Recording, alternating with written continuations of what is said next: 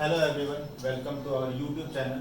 तो आज इस वीडियो में हम शुरुआत करने वाले हैं मोल कॉन्सेप्ट के बारे में। क्लास 11 केमिस्ट्री चैप्टर 1 का ये टॉपिक है और बहुत ही इम्पोर्टेंट टॉपिक है। इसमें देखो टॉपिक पढ़ना क्या क्या है, तो इसमें मैं थोड़ा बहुत डिस्कस कर देता हूँ।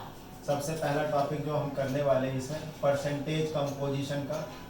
परसेंटेज कंपोजिशन का पहला टॉपिक होगा ये हमारा। दूसरा टॉपिक हो जाएगा हमारा empirical formula and molecular formula का।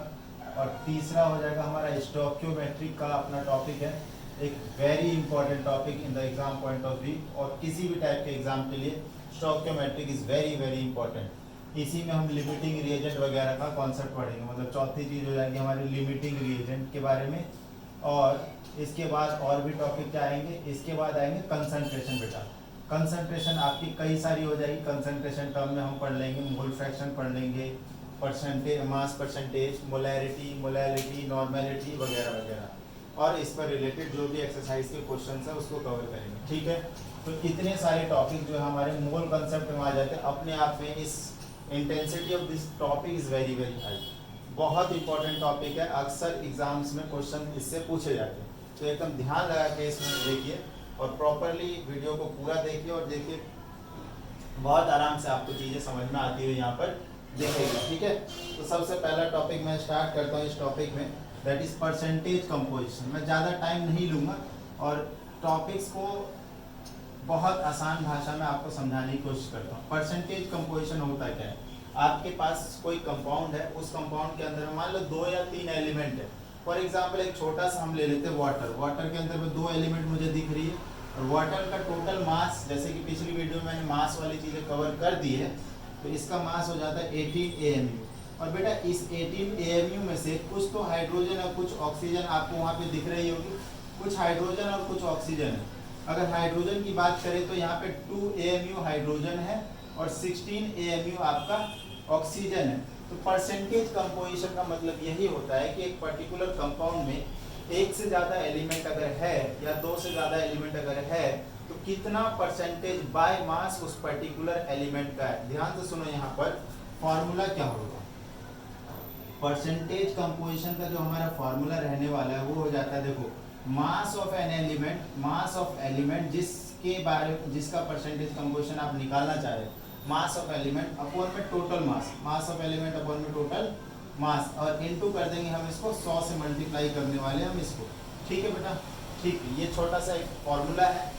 अब जैसे 1-2 एग्जाम्पल लेते हैं और चीज़ों को समझते हुए हम आगे बढ़ जाते हैं, ठीक है। 2 एग्जाम्पल, एक तो हम वाटर का ही एग्जाम्पल पकड़ लेते हैं। देखो वाटर का एग्जाम्पल लेते हैं, H2O का जो टोटल मास है बेटा, टोटल मास हमारा हो जाता है यहाँ पर 18। टोटल मास कितना हो जाता है हमारा इसका, 18 हो जाता है। और उसके बाद हाँ, जैसे परसेंटेज कंपोजिशन ऑफ हाइड्रोजन हम कैलकुलेट कर रहे हैं, तो देखो इसमें हाइड्रोजन कितने, 2 हाइड्रोजन है और एक हाइड्रोजन का मास होता है 1। 2 × 1 अपॉन में 18 इंटू 100, तो 2/18 इंटू 100। बेटा इसको हम सॉल्व करेंगे तो 100 अपॉन में 9 आ जाएगा। और इसको जब हम सॉल्व करेंगे तो ये आ जाएगा हमारा 9 × 1 = 9, 9 × 1 = 9, 11.11%। ये इसका आ गया। दूसरा देखो, परसेंटेज कंपोजिशन अगर हम निकालेंगे ऑक्सीजन का, परसेंटेज कंपोजिशन किसका, ऑक्सीजन का, देखिए कितना आ जाएगा। तो ऑक्सीजन एक ही है इसमें और ऑक्सीजन का मास होता है 16 और टोटल मास है बेटा हमारा 18। इसको हम मल्टीप्लाई कर देंगे ऐसे, तो ये आ जाएगा हमारे, देखो 2 8 जा 2 9 जा, तो 800 अपॉन में 9 हमारा ये आ गया। इसको जब हम डिवाइड करेंगे तो ध्यान से देखो, 9 8 जा 72 और फिर से 9 8 जा 72, मतलब 88.88% हमारा ये आ रहा है। इस चीज़ को इस तरीके से भी निकाल सकते हैं जैसे हमने पहला निकाल लिया था ना। तो देखो कि दूसरा तरीका सा 100 माइनस कर देंगे ना हम, अगर 2 ही एलिमेंट और एक का आप निकाल लोगे तो दूसरे का निकालने के लिए आप सिंपली 100 में से डिवाइड कर सकते हैं, ठीक है। एक तो ये हो गया। एक दूसरा एग्जांपल आपके लिए एक और ले लेता हूँ मैं, एक ले लेते हैं, CO2 रहने देते हैं, हम ले लेते हैं कैल्शियम कार्बोनेट का एग्जांपल लेते हैं। अब कैल्शियम कार्बोनेट का जो टोटल मास होता है बेटा, ये हो जाएगा हमारा 100। टोटल मास कितना हो जाएगा इसमें, 100 हो जाएगा। अब परसेंटेज कंपोजिशन निकालेंगे। परसेंटेज कंपोजिशन सबसे पहले एक काम करते हैं, कैल्शियम का निकाल लेते हैं। कैल्शियम इसमें एक ही है और कैल्शियम का मास कितना होता है आपको पता हो, 40 होता है इसका मास। टोटल 100 है एंड आप फॉर्मूले देखो 100 से मल्टीप्लाई भी कर रहे हैं तो ये कितना आ गया, ये आ गया बेटा 40% आ गया। ऐसे ही अगर हम परसेंटेज कंपोजिशन, और इसमें कौन है, कार्बन है, तो कार्बन का मास आप ऊपर रखेंगे 12/100 इंटू में 100, तो ये बेटा 12% निकल के आ गया। और इसके बाद परसेंटेज कंपोजिशन निकालेंगे ऑक्सीजन का,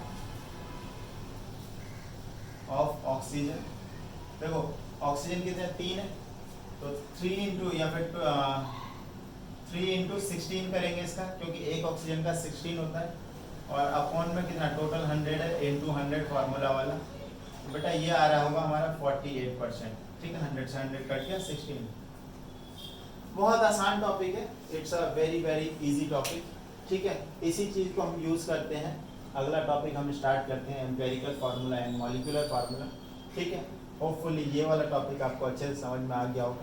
बाकी आप एक्सरसाइज या इंटेक्स्ट के क्वेश्चन देखेंगे, उसमें प्रॉपरली आपके क्वेश्चन दिए गए हैं। जैसे परसेंटेज कंपोजिशन पे अगर एनसीईआरटी में जाओगे तो आपका ऐसा, इसमें तो आपको एक्सरसाइज में मिल जाएगा, वैसे आप बुक पढ़ोगे इसमें दिख जाएगा।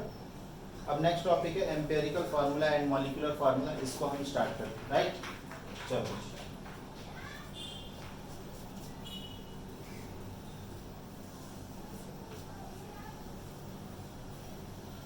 ठीक है।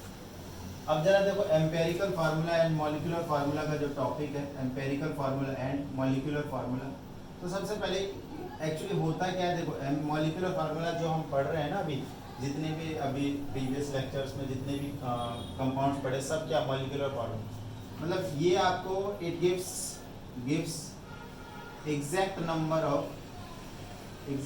Of atoms present in the compound, actual number, actual figure बता देता है। और एम्पेरिकल फार्मूला क्या बताता है, it gives ratio of atoms present, atom या different atom present in the compound, ratio बता देता है ये बहुत सिंपल तरीके से। जैसे एग्जांपल के तौर पे हमारे पास है ग्लूकोज है C6H12O6, ये ग्लूकोज है। ग्लूकोज में देखो कार्बन कितने हैं, 6 है, हाइड्रोजन कितने हैं, 12 है, और ऑक्सीजन कितने हैं, ये 6 है। ये एक्चुअल फिगर है। अब इसी का अगर एम्पेरिकल फार्मूला लिखना चाहेंगे ना, तो हमारा CH2O होता है। मतलब क्या किया हमने, 6 को कॉमन निकाल लिया, है ना, 6 को कॉमन निकालिए, जो भी कॉमन है अब वो बाहर निकाल लो, और जो बच गया वो एम्पेरिकल फार्मूला। आप तो सर एक बात बताओ, वाटर का एम्पेरिकल फार्मूला क्या होगा? वाटर का एम्पेरिकल फार्मूला वाटर यही होता है, क्योंकि देखो 2 और 1 कोई कॉमन ही नहीं है, इनका HCF 1 है, तो जब कॉमन नहीं है तो वही एम्पेरिकल और मॉलिक्यूलर फार्मूला सेम रहता है। ठीक है, ओके। और बातें जानो, मतलब एक लाइन में मैं ये बोल सकता हूँ कि जो मॉलिक्यूलर फार्मूला होता है वो कुछ n टाइम्स होता है एम्पेरिकल फार्मूला। कैसे बेटा, ये देखो अभी जैसे ये वाला एग्जांपल लिया ना ग्लूकोज का molecular formula C6H12O6, 6 times CH2O, यही है ना। देखो ये C6H12O6 है और ये है इसका एम्पेरिकल फार्मूला। 6 से मल्टीप्लाई हो जाएगा तो ये सेम ही हो जाएगा, तो n टाइम्स हो जाता है एम्पेरिकल फार्मूला मॉलिक्यूलर फार्मूले के। ठीक है, और मॉलिक्यूलर फार्मूला एम्पेरिकल फार्मूला का n टाइम्स। n जो फैक्टर है ये कैसे निकलेगा, तो बेटा ये निकलता है मॉलिक्यूलर फार्मूला मास डिवाइड कर देंगे एम्पेरिकल फार्मूला मास, ये डिवाइड कर देंगे तो हमारा ये जो n वाला फैक्टर है ये निकल के आ जाएगा। ठीक है, चलो सवाल करते हैं। एक सवाल करने से ही बेटर अंडरस्टैंडिंग मिलेगी। जैसे कि मैं एक आपका एग्जाम्पल का ही क्वेश्चन पकड़ लेता हूँ, it's will be more better. देखो ये प्रॉब्लम नंबर आपका 1.2 है ना। इसमें जो डेटा दिया हुआ वो देखो, आपका हाइड्रोजन दिया हुआ है 4.07%, और हमारे पास है कार्बन है 24.2%, एंड क्लोरीन है 71.65%। ठीक है, मोलर मास दे रखा है इसका, मॉलिक्यूलर फार्मूला मास दे रखा है 98.96 ग्राम है, इसको आप सिंपली 99 ग्राम ले लो। ठीक है, what are the empirical and molecular formula. ठीक है, हमें क्या निकालना है, हमें निकालना है एम्पेरिकल फार्मूला निकालना है एंड हमें मॉलिक्यूलर फार्मूला निकालना है। चलो एक ही क्वेश्चन करेंगे, अच्छे से करेंगे, एक ही बार में समझ में आ जाए चीजें। ठीक है, बार बार करने की जरूरत नहीं है। देखो प्रॉपर मेथड समझो, इस तरीके से थोड़ा सा टेबुलर फॉर्म में इसको सॉल्व करना होता है। इधर लिखेंगे हम एलिमेंट, इधर हम क्या लिखेंगे, एलिमेंट लिखेंगे। यहाँ पे हम लिख देंगे इनका परसेंटेज कितना है। ठीक है, परसेंटेज कम, ये परसेंटेज का क्वेश्चन अभी जो हमारा पिछला टॉपिक है ना, ये वही है। इसके बाद हम इनके एटॉमिक मास लिखेंगे। उसके बाद ये फोर्थ जो वर्टिकल कॉलम होगा, यहाँ पे हम रेशियो निकाल देंगे इनके। रेशियो किसका, ये सेकंड कॉलम और third column, second column divided by third column. अब ध्यान से देखो, एलिमेंट अपने पास कौन है, हाइड्रोजन और क्लोरीन है, ये तीन है।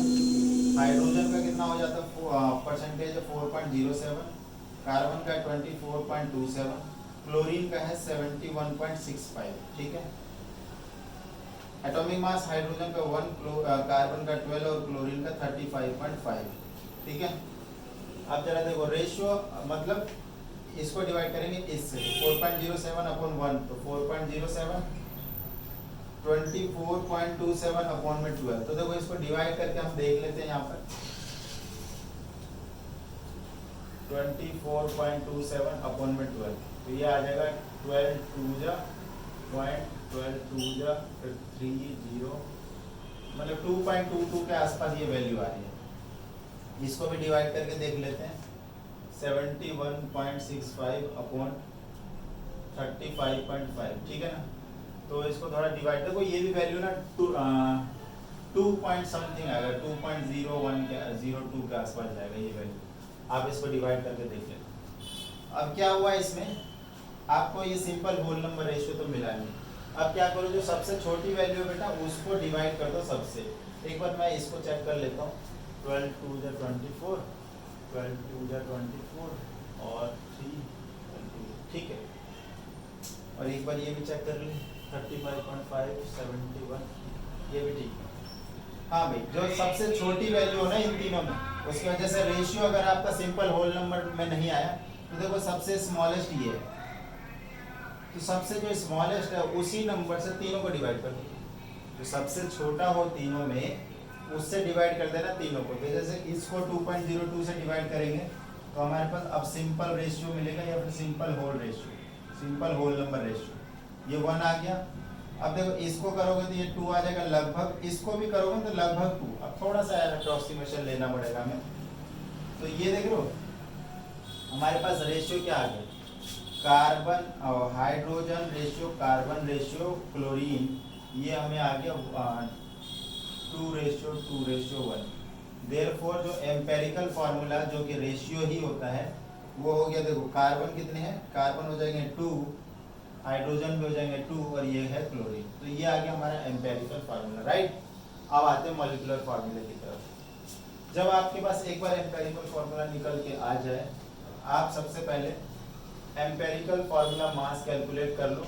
और मॉलिक्यूलर फार्मूला मास तो आपको गिवन है पहले से, ये देखो ये रहा 99 है। तो इसको जरा ऐड करो, 2 × 12 प्लस हाइड्रोजन का हो गया 2 प्लस में क्लोरीन 35.5, एक बारी C2H2, हाँ ठीक है। तो बेटा कितना हो गया, ये देखो यहाँ पर 37 और ये यहाँ पर 1 आएगा। एक्चुअली ये थोड़ा सा मिस्टेक हो गया, जब आप इसको डिवाइड करोगे ना तो ये ऑलमोस्ट सेम ही है। ठीक है, थोड़ा सा फर्क है, तो अप्रोक्सीमेशन से ये आ गया। तो मतलब कार्बन जो है ना वो एक ही है, CH2Cl। ठीक है, CH2Cl, ये 1 × 12 होगा। अब देखो कितना आ गया, ये आ गया हमारा 49.5। तो n निकालने के लिए फार्मूला क्या था, molecular formula mass upon empirical formula mass. Molecular formula mass हमें 99 गिवन है, ये लो 99। अपॉन में 49.5, ये वैल्यू कितनी आ गई 2। देयरफॉर आपका मॉलिक्यूलर फार्मूला क्या हो जाएगा, मॉलिक्यूलर फार्मूला n टाइम्स होता है, ये रहा फार्मूला 2 और इनटू में ये CH2Cl, क्या आ गया ये C2H4Cl, ठीक है। तो ये फाइनल हमारा आंसर निकल के आ गया, ठीक है।